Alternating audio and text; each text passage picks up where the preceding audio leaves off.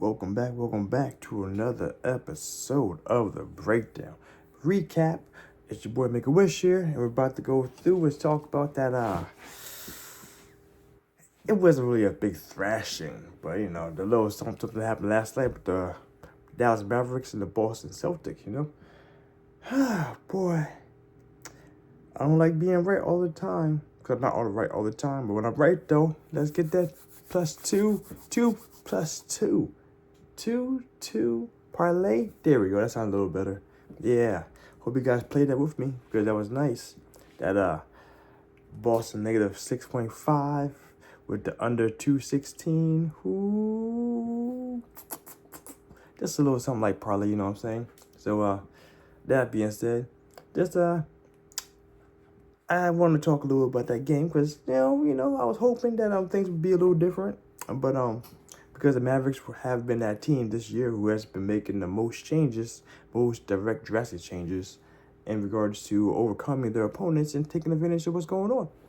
They were preparing properly.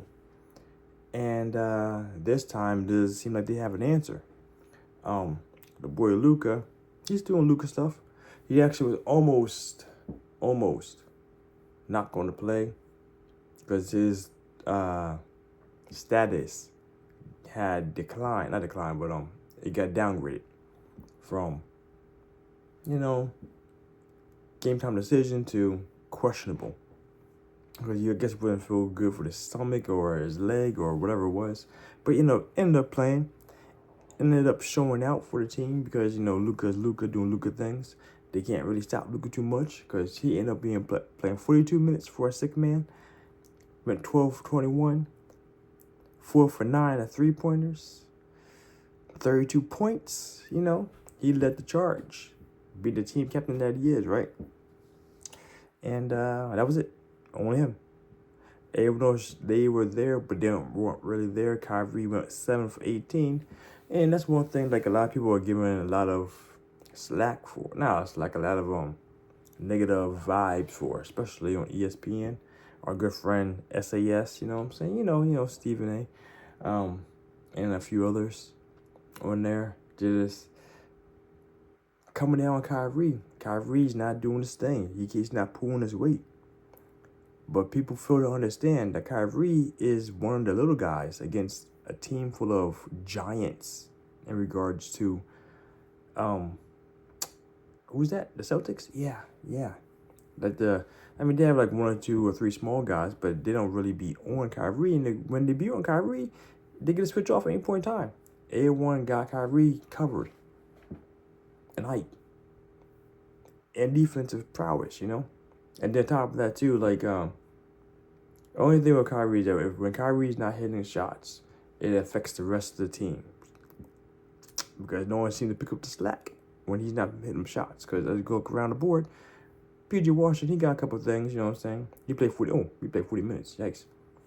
So yeah, I hope he got some points than normal. 17 this time, 6 for 13, 1 for 5. Because no one hit threes. Kyrie hit not a single 3. He only shot 3 times though. And the boy Darius Garland, Gafford, sorry. And Lively, the boys down low, they weren't really doing anything of productive value down there. No one's scoring no points. Everything seemed like they're playing the ISO ball, and no one's like really take advantage of playing like a team against the team players. And that's like one thing about the Boston Celtics is they actually been playing phenomenal. Always with the constants, the pick and roll, shifting move the guy open, pop the ball to the open guy. Like, they weren't hitting threes. Like they're shooting like trash, the 3-pointers, but they're still getting the open looks. Yeah, a lot of open looks every game. And when the 3 shots actually landing, just like with the Mavericks, the game's gonna be a lot different.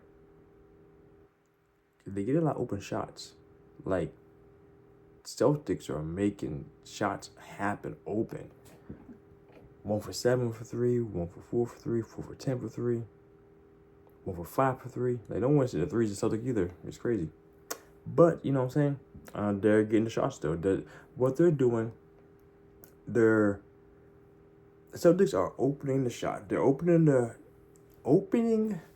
the lane up for them to do things. That's actually what the biggest thing with Tatum. Tatum is not getting any credit at all. Everyone just looking at the points, looking at Drew Holiday and what he's doing, the numbers he's putting up.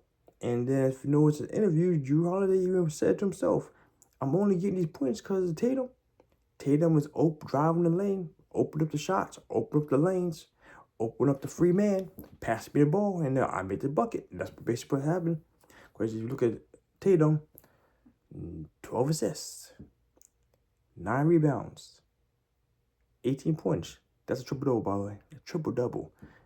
If he's not actually scoring the points like he's been trying to at times, though, he's actually still controlling the ball and dictating the ball. And that's like I said, that's the thing about Celtics is even though they're not making the shots, they're preventing the other team from making the shots. And that was the most important thing, is that if you're not going to make your shots, if people are going to give you the ball by opportunities of turnovers, or steals, and blocks, whatever, you have to punish them for that. But you have to make points. And neither team is punishing the other team. Well, I'll rephrase that. The Celtics are punishing the Mavericks by not letting them score, by keeping hands on them, keeping bodies on them. It's always, every shot's always contested just about.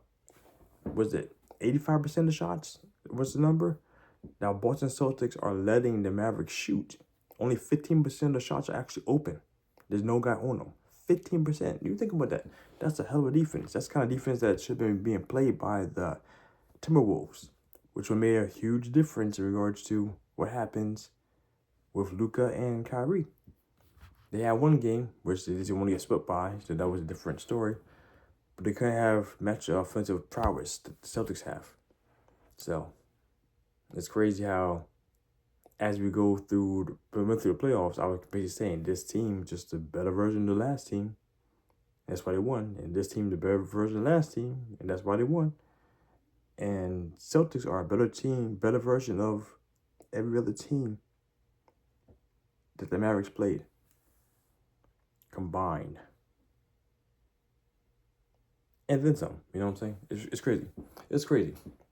But let me just see, though, if they actually did make any change. I doubt it because of the numbers that we saw right there in regards to making adjustments in the paint. Because if they're missing a lot of shots, we would know that already. That's not even something but a question. 6 3-pointers. That's ugly. That's for the Mavs.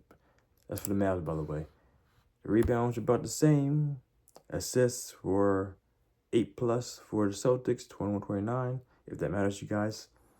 5 more steals, 2 more blocks, both those Celtics. More turnovers. Sorry.